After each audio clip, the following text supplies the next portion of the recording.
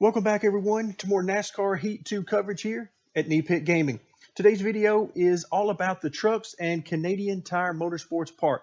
That's right, the trucks are the only one of the top 3 NASCAR series that run at this particular track. It is a fun track to race, although I must confess that I am not a fan of the road courses in this game. I simply do not like the feel of the car. No matter what I do to the car always, or truck in this case, always seems to feel like it's just about to tip over. One of the main things that you need to do on a road course is try to contain the amount of body roll that you're getting, and it is very difficult to do that in this game. It is obvious to me, and really feels like the developers spend all of their time trying to get the cars to turn left, but then whenever you need them to turn right and left, it gets very awkward. Or at least that's the feel for me. Maybe you feel completely different, and in fact, I hope you do. I hope the cars drive much better for you than they do for me. But what I'm going to show you in the video is we're going to talk a little bit about lap times. We're going to talk a little bit about the track itself. And we're going to talk about, of course, the setup that I use for this particular track. And really, this is the starter setup that I use for really any road course in the game for any of the 3 series. And then tweak from there to make it feel the way I need it to for that particular track. And then at the very end of the video, we'll finish as we normally do with some gameplay footage, a short race with me against the maximum difficulty AI. And I'll let you know the maximum difficulty AI are very strong at this track. And remember, I'm not talking about the 105 level AI. I'm talking about once you reach the 105 speed rating, then you change the game to auto and then hard setting under quick race, as I'll pull up now and show you. Once you get to that point, then that is actually the most difficult that the game will be. And of course, we're talking about single player settings and not career mode. So with that in mind, let's head to the track and talk more about the setup. Now that we're at the track, I'm not going to spend a whole lot of time talking about specifically Canadian Tire Motorsports Park, because this isn't really about this track specifically. This is about road courses in general in the game, whether you're in the trucks, Xfinity, or in the Cup. Your lap times on road courses, even more so than the ovals, are going to be determined by your driving style, how smooth you are, where do you attack, when do you attack, how well can you get into and off these corners, and how smoothly can you do so. All of those things are much more important to your lap times and your speeds than are, in this case, the setup. Now, the setup is always nice, but what you really should be focusing on is gearing the setup to you and your driving style. Now, that's been the case, and I've mentioned that in multiple ones of my setup videos in the past. However, I will note that that is even more important to do here at a road course. So going back to the ovals, for example, on a 1.5 mile track, the setup can be very important because you can run a lot of those full throttle and never lift the entire way around the track. So anything you can do in the setup can help you to maintain more speed on the straightaways and then through the corners, which will help your lap times.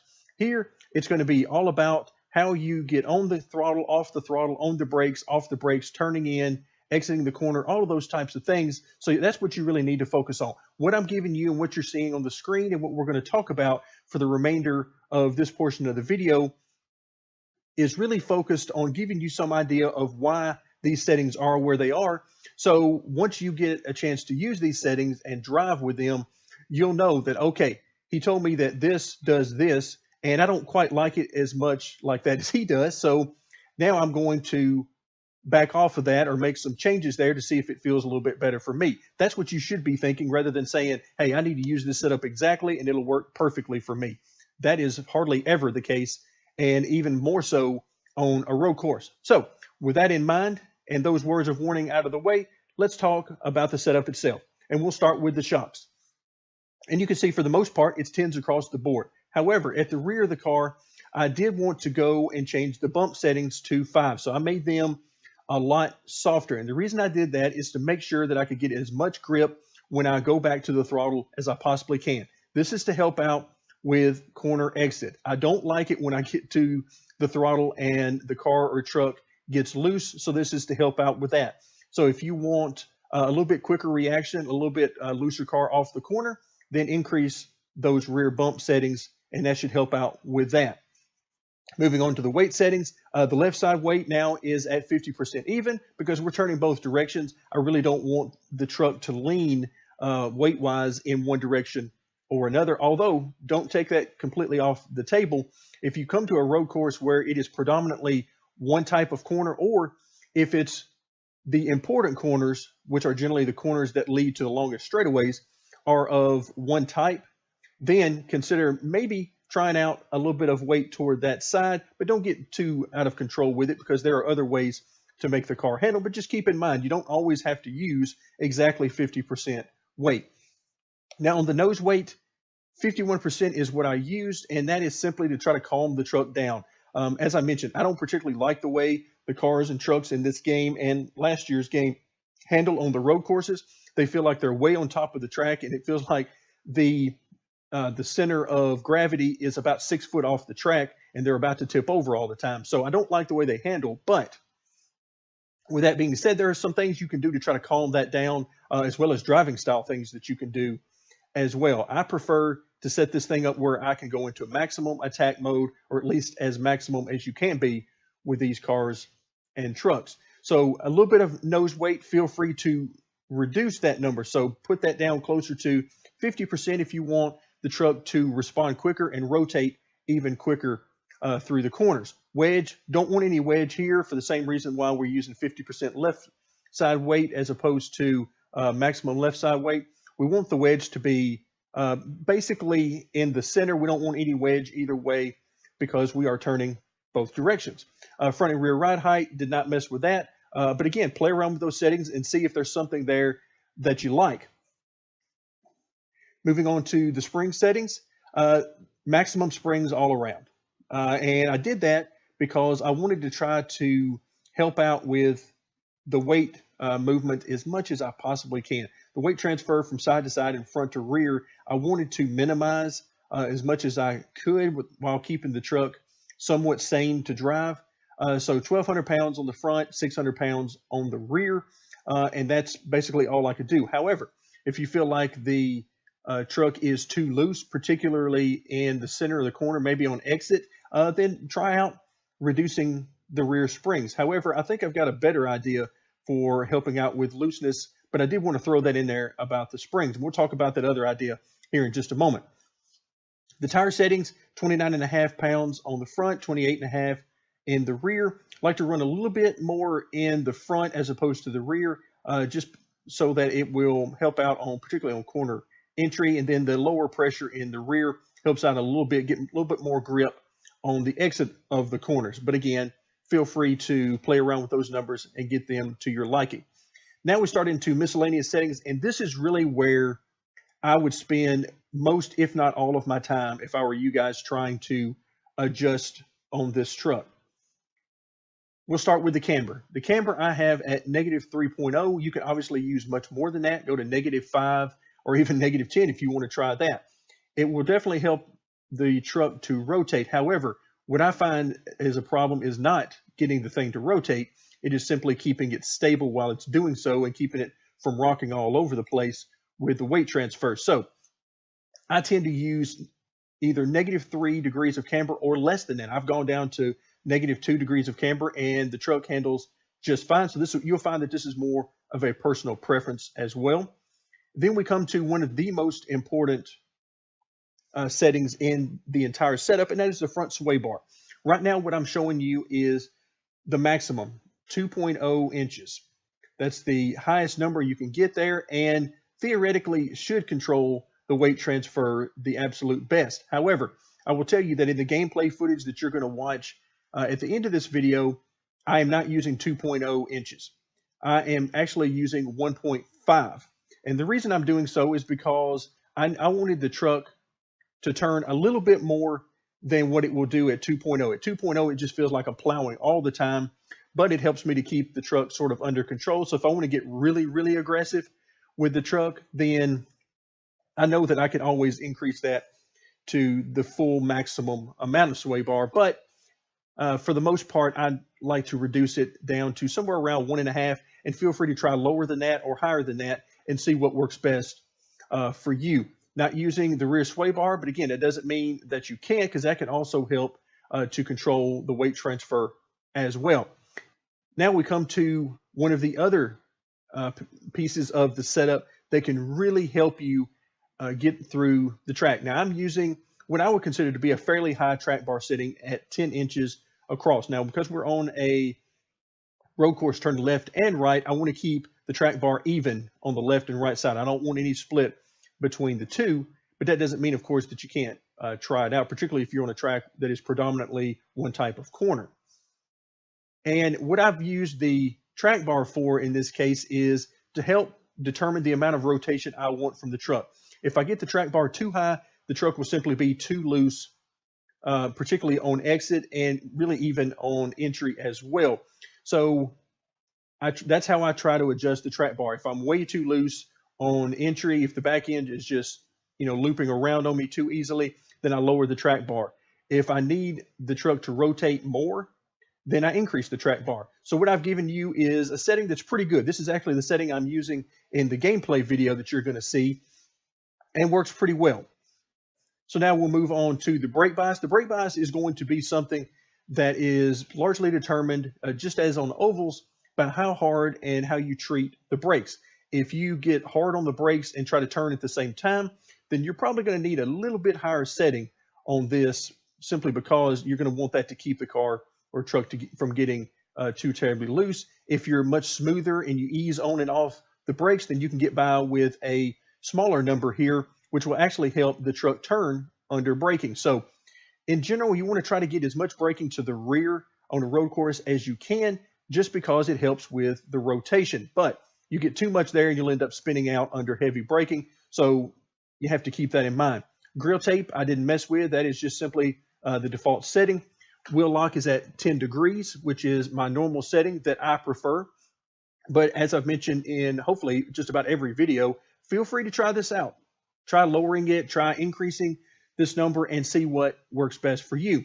And then steering offset, because we're going left and right, and the way this truck is set up, because of various things like the springs and the left side weight and the camber and so on, it doesn't have a pull to the left here on the road course, so we don't need the steering offset. And then finally, the gear settings are going to be determined largely by what type of road course you're at. If you're at a higher speed road course, then you'll probably need to reduce this rear end ratio some.